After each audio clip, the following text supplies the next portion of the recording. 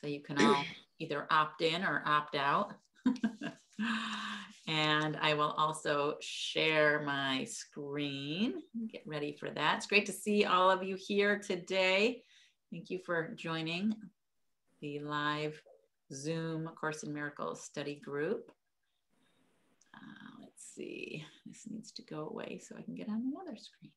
There we go. Okay. Just have a couple more, maybe, yeah, 12:30 on the dot. All right, let's go ahead and start. A Course in Miracles, Chapter 7, From Vigilance to Peace. Although you can love the sonship only as one, you can perceive it as fragmented. It is impossible, however, to see something in part of it that you will not attribute to all of it. That is why attack is never discrete, and why it must be relinquished entirely. If it is not relinquished entirely, it is not relinquished at all. Fear and love make or create, depending on whether the ego or the Holy Spirit begets or inspires them. But they will return to the mind of the thinker, and they will affect his total perception. That includes his concept of God, of his creations, and of his own. He will not appreciate any of them if he regards them fearfully. He will appreciate all of them if he regards them with love. The mind that accepts attack cannot love. That is because it believes it can destroy love, and therefore does not understand what love is. If it does not understand what love is, it cannot perceive itself as loving. This loses the awareness of being, induces feelings of unreality, and results in utter confusion. Your thinking has done this because of its power, but your thinking can also save you from this because its power is not of your making. Your ability to direct your thinking as you choose is part of its power. If you do not believe you can do this, you have denied the power of your thought and thus rendered it powerless in your belief. This ingeniousness of the ego to preserve itself is enormous, but it stems from the very power of the mind the ego denies. This means that the ego attacks what is preserving it, which must result in extreme anxiety. That is why the ego never recognizes what it is doing. It is perfectly logical, but clearly insane. The ego draws upon the one source that is totally inimical to its existence for its existence. Fearful of perceiving the power of this source, it is forced to depreciate it. This threatens its own existence, a state which it finds intolerable. Remaining logical, but still insane, the ego resolves this completely insane dilemma in a completely insane way.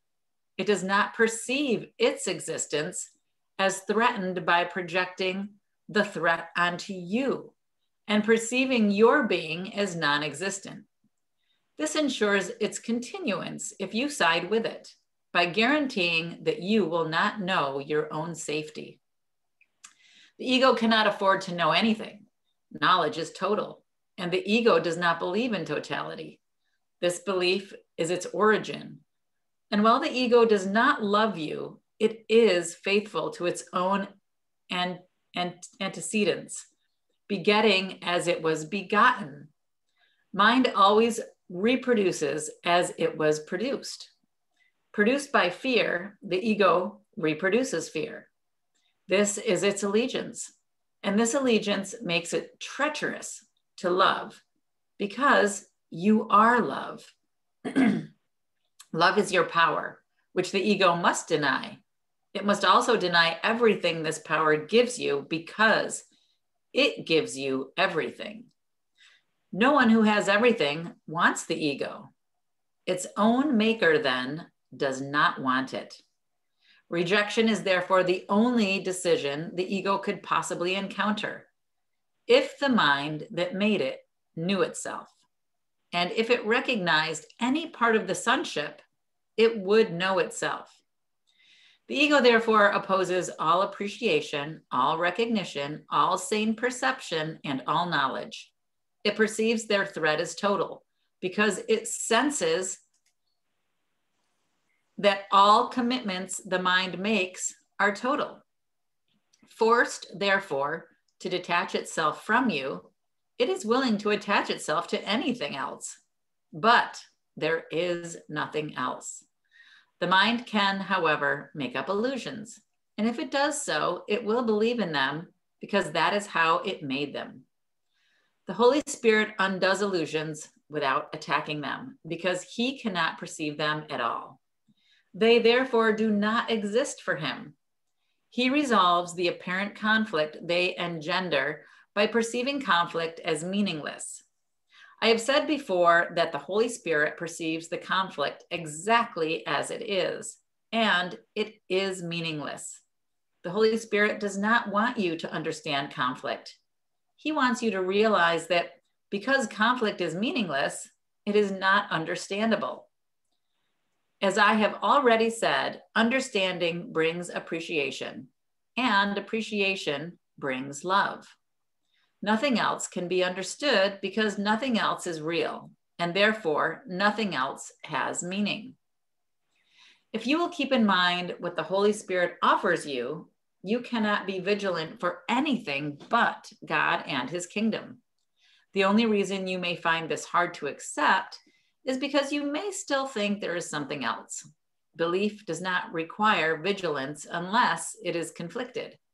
If it is, there are conflicting components within it that have led to a state of war, and vigilance has therefore become essential.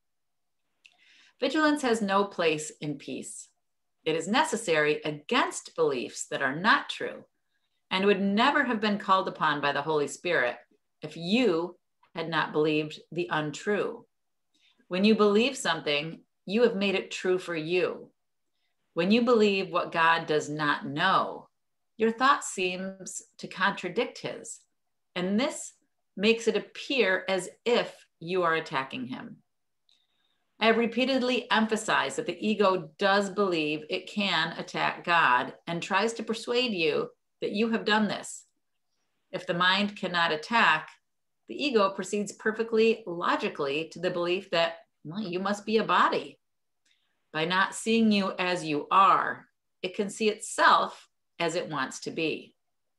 Aware of its weakness, the ego wants your allegiance, but not as you really are.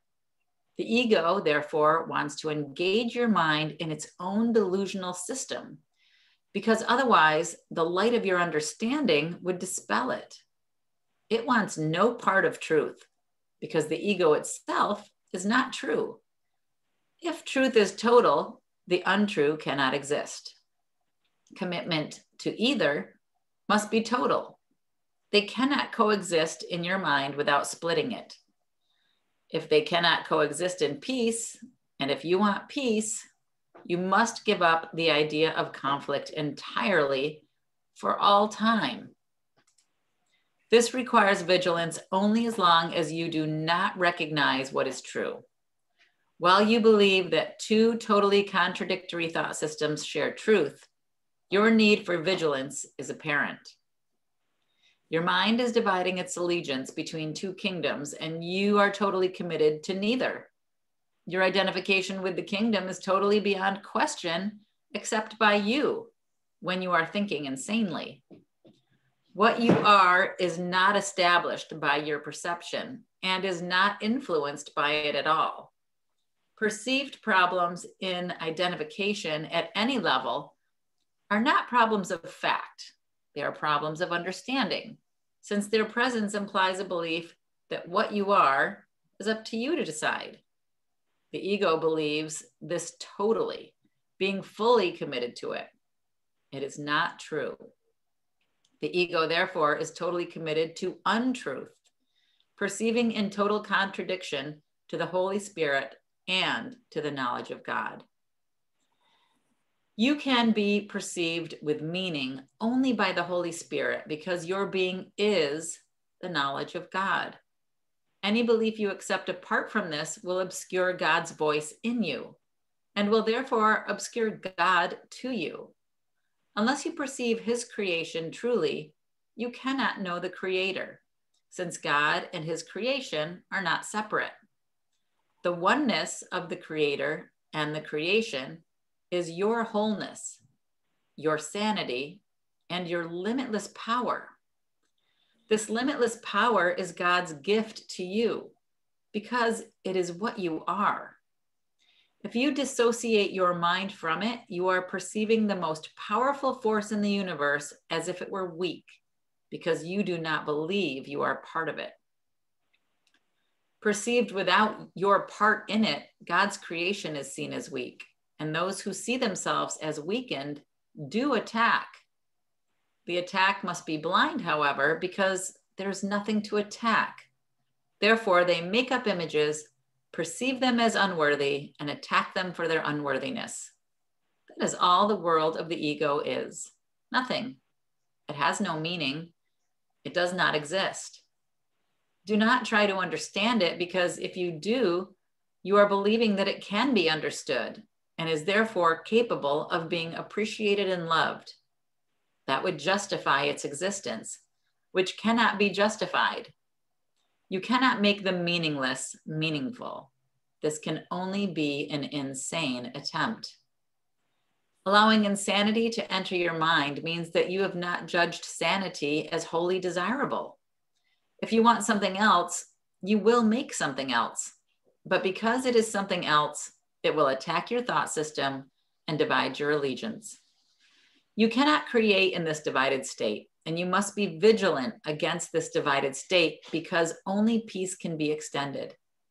Your divided mind is blocking the extension of the kingdom, and its extension is your joy. If you do not extend the kingdom, you're not thinking with your Creator and creating as he created. In this depressing state, the Holy Spirit reminds you gently that you are sad because you are not fulfilling your function as co-creator with God and are therefore depriving yourself of joy. This is not God's choice, but yours. If your mind could be out of accord with God's, you would be willing without meaning.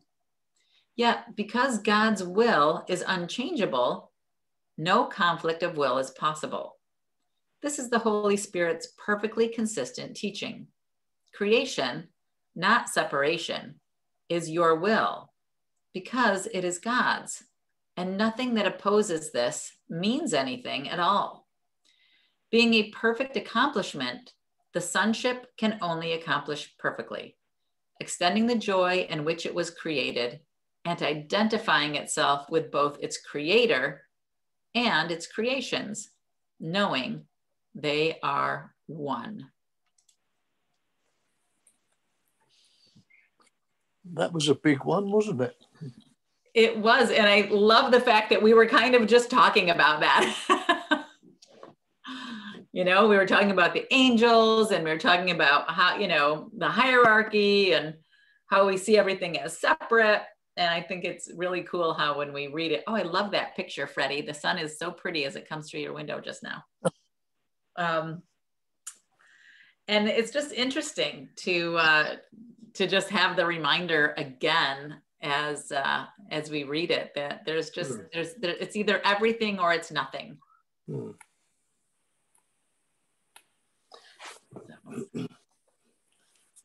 There's a whole lot to take in there, isn't there? I mean, even on in the first paragraph, I thought I'd like to read that a couple of times, you know, to kind of get it to sink in. Yes. I think I'll probably go back over it sometime. Yeah, I've gone back over it many times. Yeah. It's still sinking in. Yeah, I like highlighted almost the entire chapter. Right? One of the sentences, I don't think this was the exact quote that threw it off for me, but mind always reproduces as it was produced by fear, the ego reproduces fear. And there was another passage that's like, don't try to understand it. And that's the thing I think I've been struggling with as somebody who comes from an intellectual background. It's like I'm always trying to make sense of things, because then if it's logical, then I can accept it more. And that's frustrating because you're not supposed to. But the physical adaptation that I interpret this as is like, we are just another animal species, and every other animal species on planet Earth still operates from their programming. They reproduce, they find shelter, they find food. And that's what we used to do until we got a conscious mind. And that's the contradiction for me, is like, why us? Why did we get this beautiful gift? But then that subconscious, that ego still runs on that primal programming of every man for themselves. I got to be at the top, that kind of thing. And we have to keep reminding ourselves every day that we're no longer primal. We don't need that. We're not in immediate danger and fear. And so that's why it's hard to override it. As Terry had said a couple sessions ago, like, you have to remind yourself that you're actively seeking this, because you never live in it every day 100%. Otherwise you wouldn't probably stay here anymore. You'd probably move on to another non-physical plane. But that's the dilemma, is that you're constantly reminding yourself every day. And I think it does get easier, obviously, over time as you spend more time in that state. But God, it's really hard in the beginning. You know, it's interesting you brought up that thing about being human, you know, versus animals. And that's, I know this isn't Course in Miracles, but Carol asked what was the book I was talking about, and I'm sharing it in the chat. There were a couple different things we talked about. Little Soul in the Sun by Neil Donald Walsh. We talked about Miss Jaya's sex quiz, which was kind of fun to talk about earlier. And then Talking with Angels by Geeta Malaz, I think is her name. So I'm putting that in here right now. But the one thing that I really love about this book is that the angel who comes through, or the Holy Spirit, or whatever we're going to call this entity, says, as a human, and they capitalize human, as in a human that is of the one mind of God, right? A human that understands their oneness with the one mind of God, that our purpose is to transform energy. And it's transforming it from fear to love, fear to love, fear to love. So anytime we see fear, it becomes our function to bring it to the light and transform it to love. And it's interesting that this book actually says your only task is to transform energy as a human from fear to love, fear to love, fear to love. And I'm like, oh, interesting. And they did talk about, you know, why are we different from the birds and the animals and the this and the that. And then if you go into like the Seth material, maybe we're not just the human, we are the birds, we are the animal, we are the dirt, we are the air, we are the ocean, but this is just a function of it, right? Which is interesting, to always be in that place of transforming and expanding and growing. You know, I have to say that it's become my experience more and more as I am in this joined state, that it has become a true joining. A year or more ago, I was having to think about being in the state of love, to remind myself, because I kept falling out of it so much. And then after what I call the joining experience, I've had far less of that. There are only a few, occasions that I realize that I'm out of alignment, disconnected, and am able to come back into that, so much so that I rarely feel like spirit is a separate entity that I'm asking for help or asking for the connection, which is what I was doing along the steps, along the path. But now it's like it is me. We are really one connected thing. And so even that level of duality is totally falling away, and all of the illusions with it. But I can still choose to be spirit, having that human experience and enjoying that as my heaven on earth experience is at this time, that I realize I definitely do want to participate in.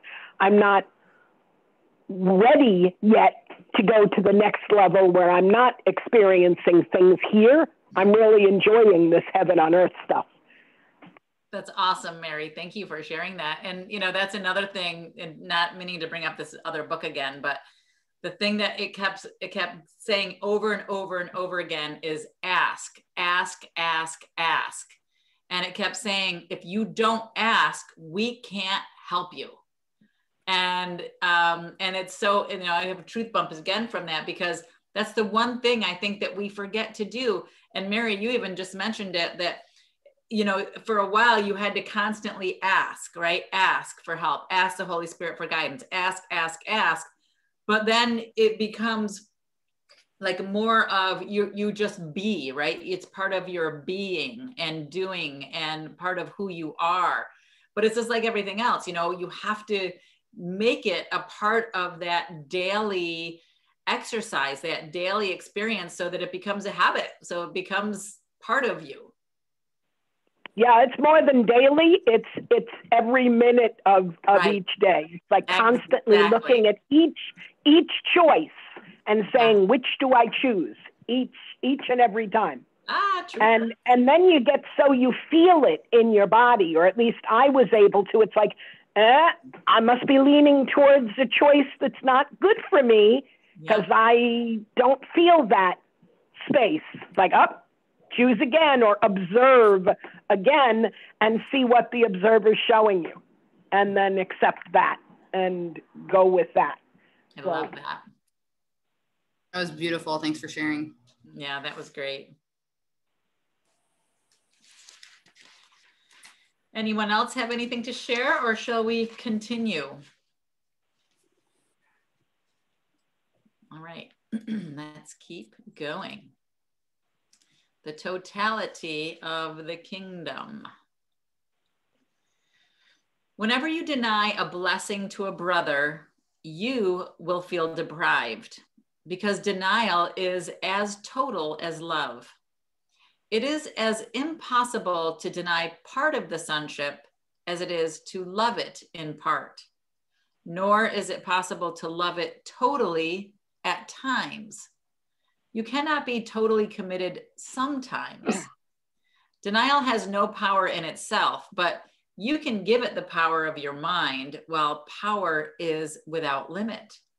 If you use it to deny reality, reality is gone for you. Reality cannot be partly appreciated. That is why denying any part of it means you have lost the awareness of all of it.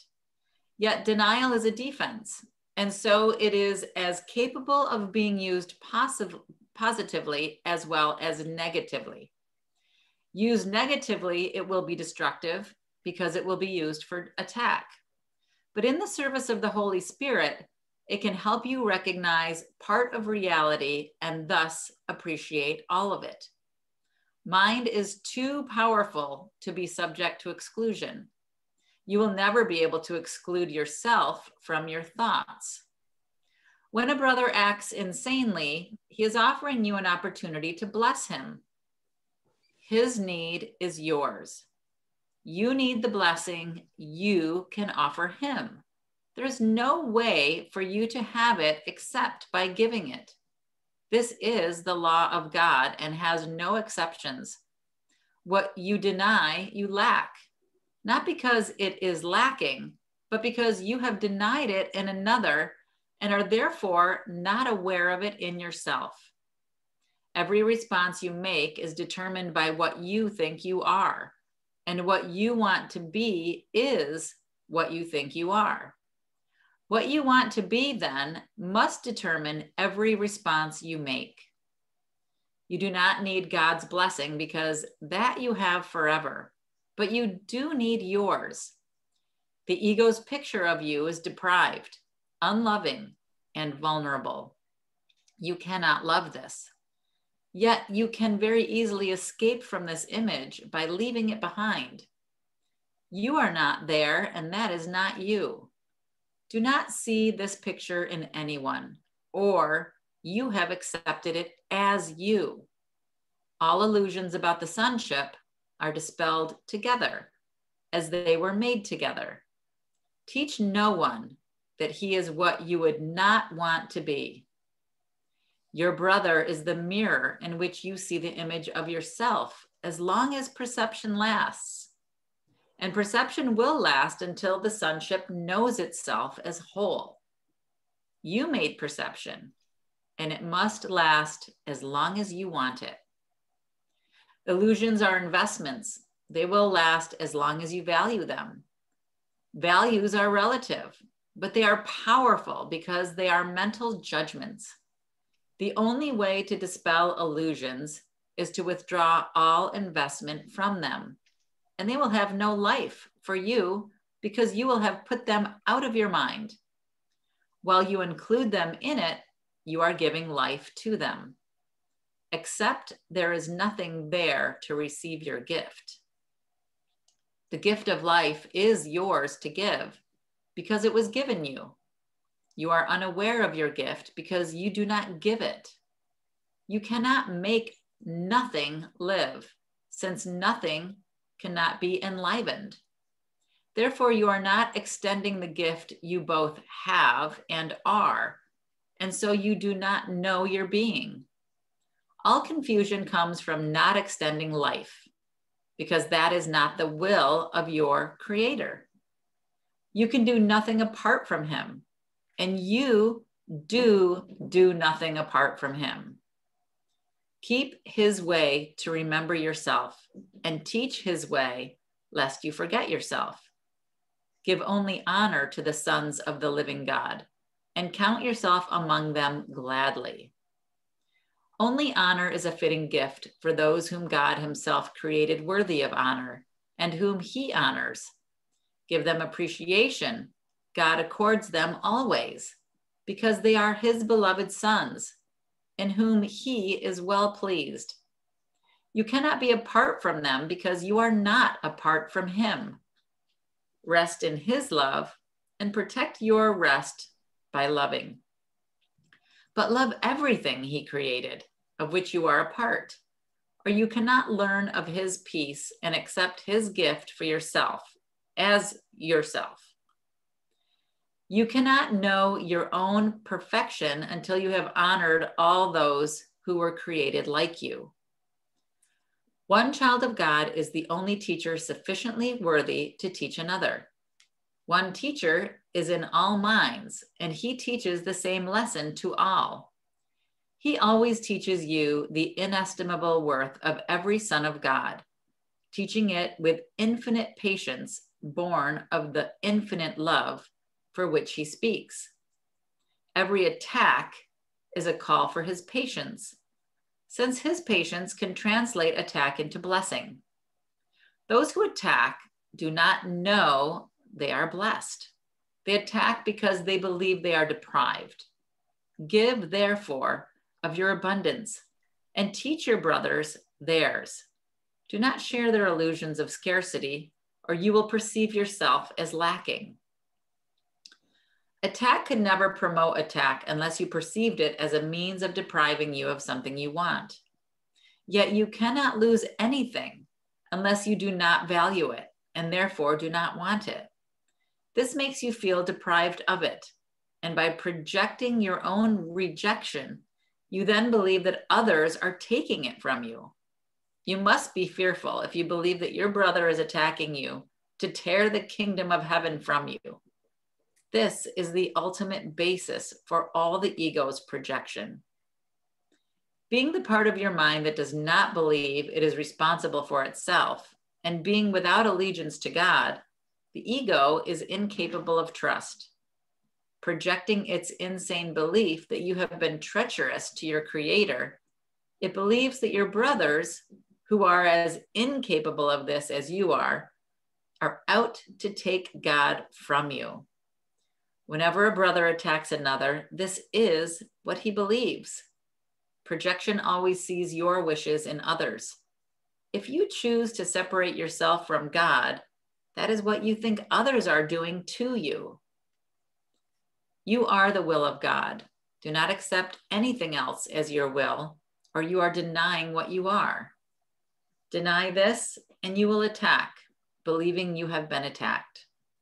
But see the love of God in you, and you will see it everywhere, because it is everywhere. See his abundance in everyone, and you will know that you are in him with them. They are part of you as you are part of God. You are as lonely without understanding this as God himself is lonely when his sons do not know him. The peace of God is understanding this.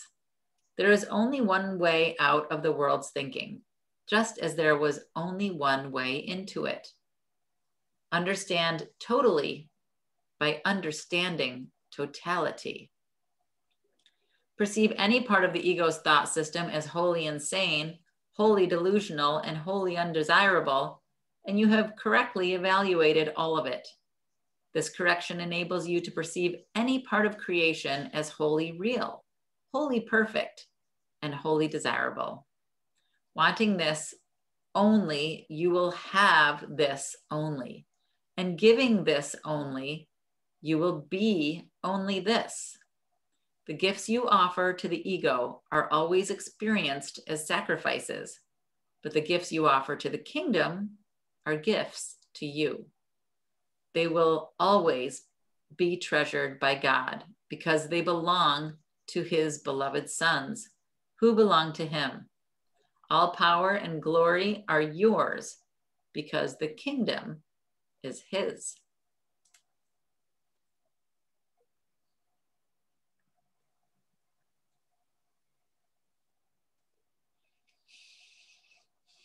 It's all about vision, how you see your brother, which I guess is perceive your brother. And that's vision. I read recently about we're always meeting ourselves in everywhere we have interactions, because it's always happening in my own mind. I'm meeting myself in this situation all the time. That's where the work is. I perceive something out there, but it's myself that I'm perceiving because it's my perception. So you're always meeting yourself wherever you go. Yeah. Wherever you go, there you are. Yeah. It's all a projection of your thought. Exactly. Yeah. Well said, Freddie. So where it said, when a brother acts insanely, he is offering you an opportunity to bless him, and his need is yours. That's my need to see the truth in him, because I'm only meeting myself in the situation. And if I see wrongly, I don't bless myself. Exactly. Yeah. But how does this apply to people that do terrible things? Good question.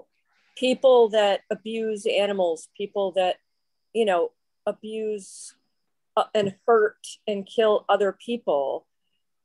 How? There's no way that I can say to myself, this person's an extension of me. I mean, they are in theory, because I do believe what you just said, Freddie, and I do believe that we're all part of the one mind. But in reality, in human reality, how can you do this? People that kidnap and abuse children, and how? That passage from the last passage that we read, where fear creates fear. Like in my coaching business, that's really what I've had to look at too for myself, is because the physical body is the physical body. But one of my favorite quotes from Tony Robbins is, people will violate their values to meet their needs. And so often when I'm talking to somebody, I try to envision them as a 5-year-old, a 12-year-old, somebody younger who didn't have the capacity to process what was being done to them. So they might not have witnessed somebody butchering an animal, but they might have felt the energy at home from an emotional neglect, a physical neglect, a verbal neglect, whatever it was, that taught them internally, this is how I show up in the world. This is how I show people I care for them. Even if it's disgusting and immoral, I don't know any better because that was the only thing that I was taught. So that is an extension of what Freddie was talking about, is being able to see people in a lens where this is not them, which is the same. When I'm vindictive and jealous, I'm like, that's not me, but I definitely have the qualities and traits that I could be that way. So it's not theoretically too far off to assume that if I lived in jealousy, if I lived in that regret, if I lived in that abandonment, that eventually my actions would kind of escalate as well if it's untreated and that trauma still lives there. I think that's good, Rachel. And I'd like to add, this is something that, oh God, in human terms, it was about 50 years ago when I had this first really big awakening that just shifted everything. And I remember in my own voice, and the answer came back in my own voice, but it was definitely Holy Spirit. I said, how can there's so much beauty. I mean, I was standing outside and like everything was perfect, like it is right now. We tend to, embellish the past for some strange reason.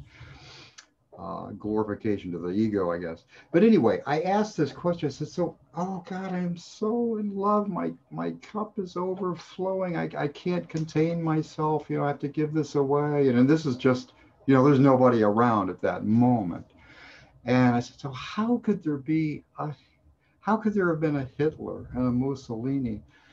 And immediately it came back with, that's what they needed. That's what they needed at that point. As horrible as, millions put to death, but yet no one was put to death. We're not these bodies. We got to remember the critical thing this thing hinges on. I used to make a little joke to my wife. I'd say, nutty buddy. I'm not a body. I'm nutty buddy, ice cream cone, just take these bodies and just, don't give any glory to them. So anyway, I'll shut up, but thank you, Rachel, because that was good. It led into that's the ultimate thing this thing pivots on or doesn't pivot. I call this the unwobbling pivot. Everything can go totally crazy. The world could disappear 5 minutes from now. We could all be gone, and this truth would still exist. It is the same everywhere in the universe. Anyway. It's interesting that you brought up the Holocaust, because I know there's a section in here in the Course in Miracles that talks about that specifically. And I'll try to find that passage because it really speaks to what your question is, Kathleen. And I don't want to, do this rosy colored glasses thing, like, oh, but everything is love, when our ego mind is saying you can't ignore this. Like, this is not right? Because our ego mind is saying you have to do something about it. This isn't right. But also in the true sense of what is truth in reality, and then what is illusion within the constructs of the ego. And again, this other book that I'm reading called Talking with Angels, it is happening pre-Holocaust, like right on the precipice of the Holocaust. And I'm in the part of the book now where there's a lot of unrest and political unrest, but the Holocaust itself hasn't happened. But the angels are trying to get these people ready for it, right? They're trying to say the old way has to die, and it has to die completely. And it's what A Course in Miracles is saying. It's all or nothing. You can't hold on to part of the illusion that you like. You have to either go completely with the kingdom of heaven, like Mary was saying, or you are completely in the world of illusion with the ego. There's no having one foot in one part of it and one foot in the other. And I think that goes to, it's like having to have this leap of faith. It's like jumping off the cliff. and falling, right? And you're like, oh my God, I'm falling. And you're afraid because where are you going to land? Well, the good news is there is no ground. Like you're just flying. And that's kind of what it is. It's like having this leap of faith that if you choose love all the time, 100% of the time, and you choose to see your brother as loving all the time, 100% of the time, then all of these fears of what's going on with the ego, all of this distraction that's trying to take you out of choosing love, because a lot of that is an ego trap. It's like, well, I'm going to put this little seed of fear in there so that you can't choose love all the time. I'm going to make you think about this so that you're fighting me and saying, no, I can't choose love all the time because what about this? You know, it's almost like a cog in the wheel. The ego keeps trying to throw that cog in the wheel. Oh, you're choosing love? What about this? I'm going to make you think about this thing, and it's going to be a distraction.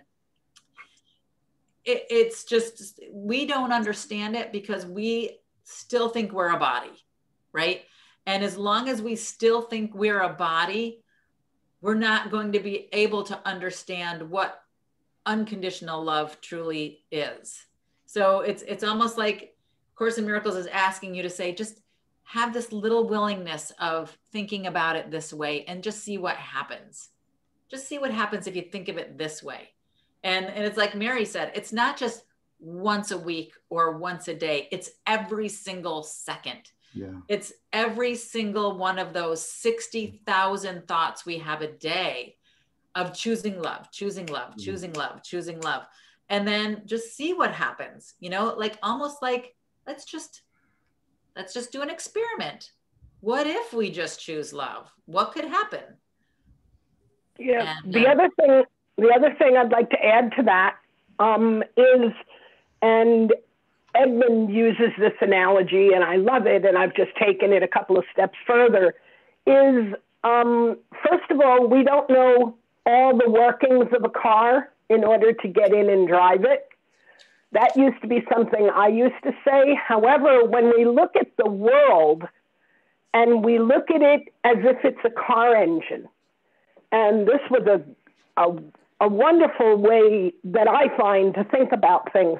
In a car engine, it's a combustion engine. It does things that we wouldn't approve of in our world. Things blow up, things work in harmony, things, you know, and if we were to go in and want to micromanage that, we'd stop everything from blowing up, and then the engine wouldn't work.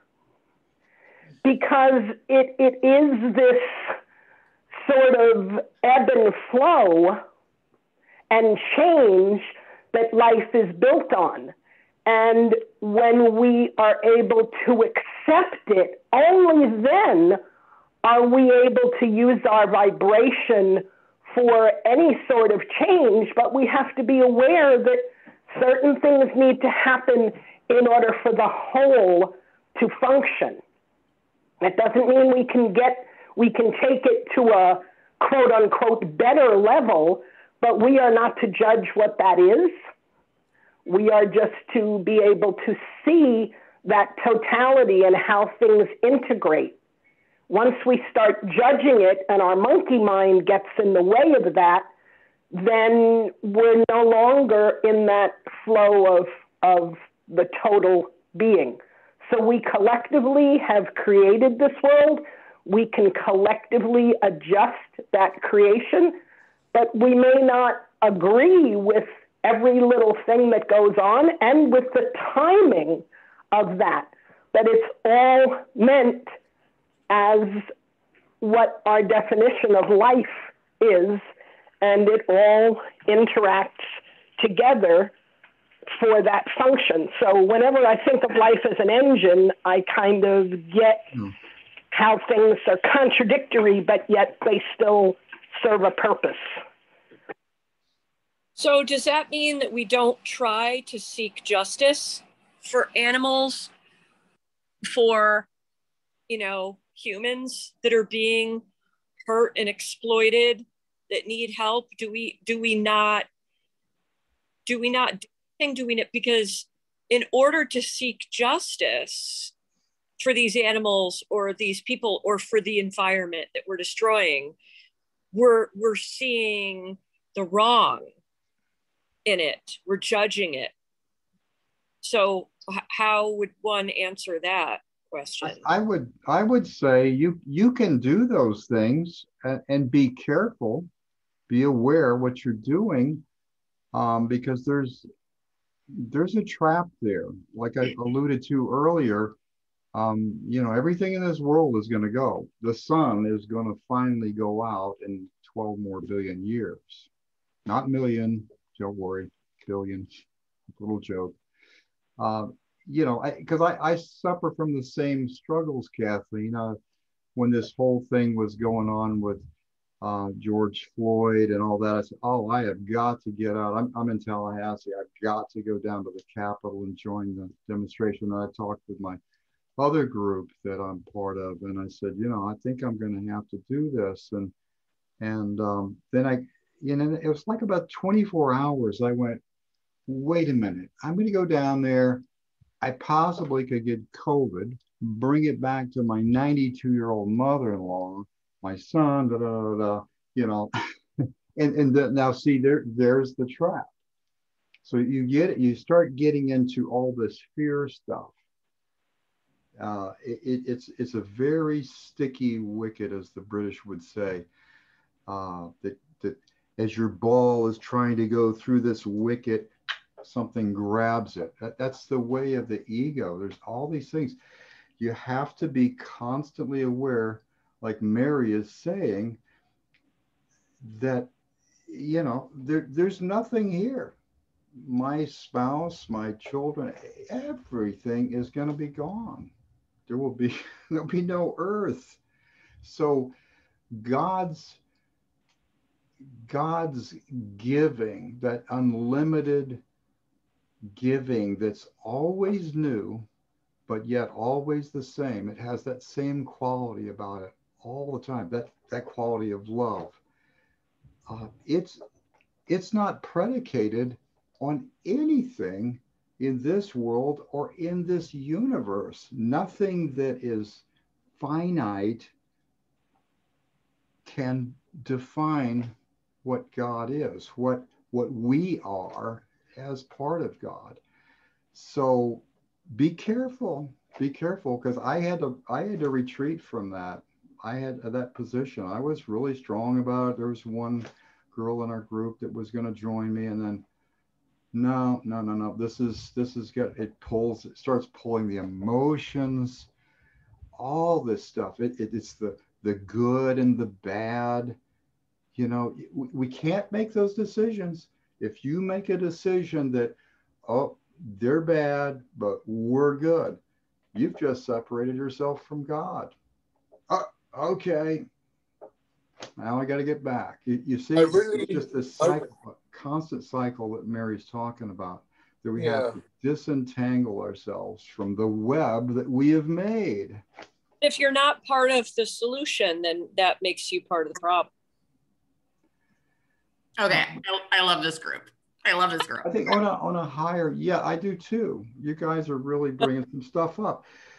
We have to stay clear. The only place you can stay clear is being given is in the heart of God. What does that mean? It's in that state that you are literally uncontained. There's nothing that contains the spirit that you are, extends forever and ever and ever throughout all time, past, future. It doesn't make any difference. There's no way we can even talk about it. He's done a brilliant job in 2,000 pages here, but it says in every class we have, we always read the introduction. The entire course is right here in paragraph 2 of the introduction. This course can therefore be summed up very simply in this way. Nothing real can be threatened. Nothing unreal exists. Herein lies the peace of God. So if it's something that can be threatened, then it's not real. And are we going to side with what is not real? It's a trap. I think too, going back to what we just read, you have all power. All power is given you. Yeah. However, that also comes with responsibility to be vigilant for love. So if you can be part of transforming the energy that is creating this fearful situation into a loving energy, that's the challenge. How do you insert yourself in a situation where you can be a powerful transformation from fear to love? Because if you're just increasing the fear, you're not helping. Right. So that's the question. And I guess the answer is ask, right? Ask, how can I be a powerful formative being of love? How can I best be love in this situation? What would love do now? And then your vibration. Oh, I'm sorry. I thought you were done. I'm sorry. No, go ahead, Mary. I was just going to say that your vibration will actually do that. Yes. The level of where you are, if you truly are in spirit, then you are love and you are manifesting that and bringing it forth into the world. It doesn't mean that everybody has to get it because of who you are. Then you're going back into that judgment thing. But you just know that, and it's your vision to action also becomes very clear. Because, people seem to think, it's like being a child of the 60s. Oh, I'm a flower child, love and light. I'll just sit here. I'll be in my lotus position and I won't do anything. I won't engage. That's not what happens, at least not for me. The vision becomes so clear. Your action, your discernment becomes so easy because your mind isn't filled with all that other chatter of, what do they think of me? And can I actually make this happen? Or, all of the things that jump into our head aren't given that kind of credibility. They're just the stream of consciousness that goes by. You don't identify with that, and therefore your action, it comes to you right away. How can I be an agent for change, or at least an agent for example? And you let go of, if the change doesn't happen, did I screw up? Or, why didn't they listen to me or whatever else? Because none of that exists. But what can I do in this present moment? What is my action? And that becomes really clear. And so you do act all the time. You don't react. Yes, good. I love it. There's the part where it says nothing that can be harmed. That is real? Right. Yeah, in the introduction you're talking about, what they say up front. And nothing real can be threatened. Nothing real can be threatened. Right. So tell that to the inmates in the prisons. Almost to the animals at the slaughter. You have to teach them that they're not a body. That's really tough. We are. Wait a minute, you crazy lunatic. Yeah, I'll show you I'm not a body. Come here, I'm going to whip your ass. Okay, whip away. What did Peace Pilgrim? How many of y'all know what Peace Pilgrim? There was two, let's say, we'll use the thug word here, the T word, came to her and says, give us. And they had a gun pointing it at her. And, she was in a state of love. Well, she did not leave that state of love to go, oh, okay, just a minute. Let me get my purse. Oh, here's my backpack. I don't have a purse. And here's everything I've got. No, you know what she did? She just looked at them in love, and one of them left, the other one just started crying, and they just went away. Right. Now, that that was conviction of the highest order. That was Christ in her. But it's Christ in all of us. We don't want to make ourselves, we don't want to make something special to where it's that unreachable star. You know, it's to reach the unreachable star. Do you see what, you know, it's what Mary is saying. She's very, very clear right now. And she's the resonance in that, Terry, you used it last week with the, and I just happen to have one. You know, when one of us does this in our spirit, you know, it's being picked up, and wherever that can be heard, that resonance can be picked up, then it resonates. And Mary, I believe that's what you're trying to say. You can just literally sit in your house and do all the work. I believe that. Or you can ask Holy Spirit and he'll say, you know, yeah, okay, they could, you know, you'd be of help in front of the Capitol right now. But you have to be careful. Don't get sucked in. Because if you get sucked in, everything is gone. You've lost. If you lose spirit, you've lost everything. And you can't lose spirit. He said it about 100 times here in the last couple of sections. But Do not, right there at the top of paragraph 10, do not accept anything else as your will, or you are denying what you are. You are the will of God. See that? That's all you are. That's all we are. Every one of us. We're all part of the same will. Isn't that incredible? I'd like to share an experience. I had it. It happened in a dream, and I was thinking about, you know, animals being attacked or people being attacked. So it's the same subject. In this dream, I was being attacked. I was being chased, and I was terrified, and I knew great harm was going to come to me. And a gift was given to me. I don't remember consciously asking for this to happen, but something shifted. I let go of all my fear. I turned around. I faced my attackers with complete love, without any fear, and they totally melted. It was just one guy, and he let go of his attack, and just we connected on a love level, and we walked off together in peace and harmony. And that was the end of my dream. And wow, you know, having had that experience and knowing that was, because it's possible, even though it was a dream, it was very real to me.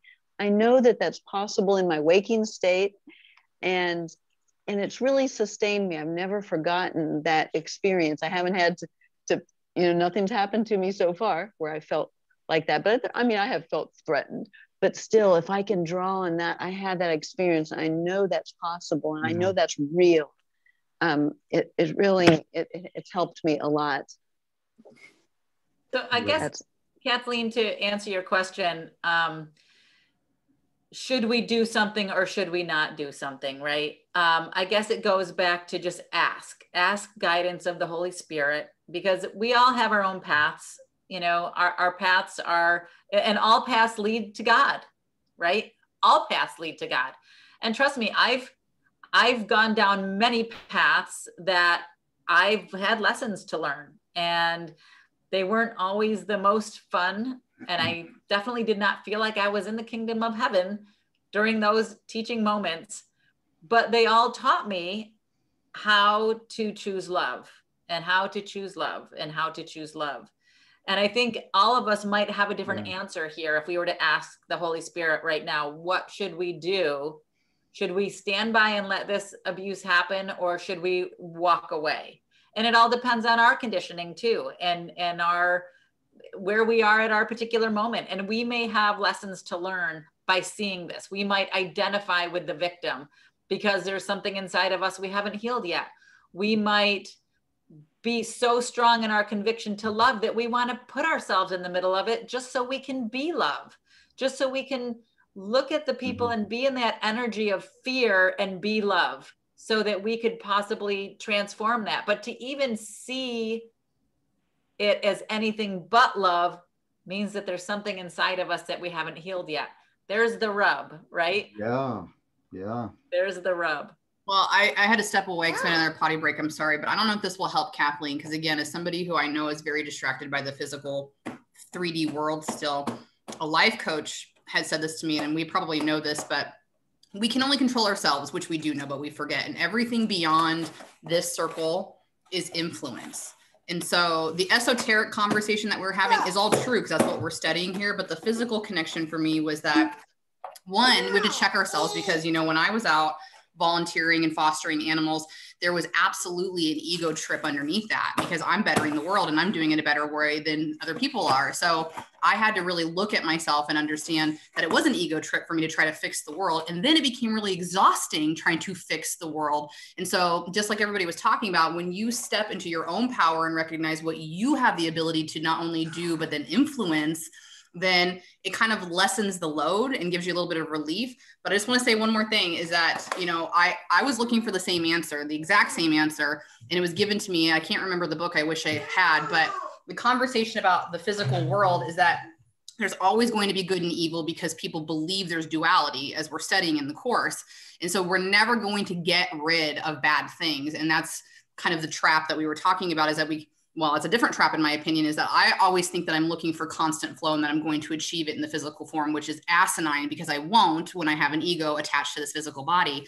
So it's so important to kind of slow down from time to time and recognize that, as Terry has said several times in this session alone, it's all about expansion. We can't be good people if we don't know what evil feels like. We can't try to be even better people if we don't know what rock bottom feels like. So we'll never erase it. And that's kind of sad in our hearts because that's what we feel as starseeds we're here to do, but we can't. And if you look at it as physical form, I'm not going to get political, but you talk about these people that have so much money in the world. They're so distracted. They're 100% in the illusion. They're so fearful of this life they've created that they are not going to give it up. Whether we tell them, oh, goosebumps, whether we like love them unconditionally and show them the other side, we can't get them out of that. So we can only love by influence and hope that they attach to it. And they might not, but you're doing the best you can with what you got, girl. And here's the other part of that, which I love, Rachel, is they are us. They are you, right? So as you heal it in yourself, you automatically heal it in others because we're all of that one mind. And it only takes one. Yeah. It only takes one, as the Course says over and over and over again. So it's always an inside job. So great examples today, everyone. I really loved this discussion and where we went with it. Does anybody else have anything to add before we close? Well, I'd just like to say thanks to everybody for being there. And that's like, you know, holding back the tears, thanks, okay, that this body wants to exude. I think that's why we came into this life, so we could, you know, maybe we could make it a little more dramatic by hugging each other and being there to comfort each other. When we're spirit, you know, it'll be different. I can't remember that life. I think I remember my previous life as a pirate is a little more present. I was told by a great psychic. Love it. Oh, geez. Thank you, everyone. It's been amazing. Thank you for the conversation, and the questions are always wonderful. Go inside. The answers are all inside of you. And thank you for your participation. Love, love, love all you guys. Thank you. Amazing. Bye. Amazing group. I agree. Thank you. Bye, everyone. Thank you. Bye, everyone.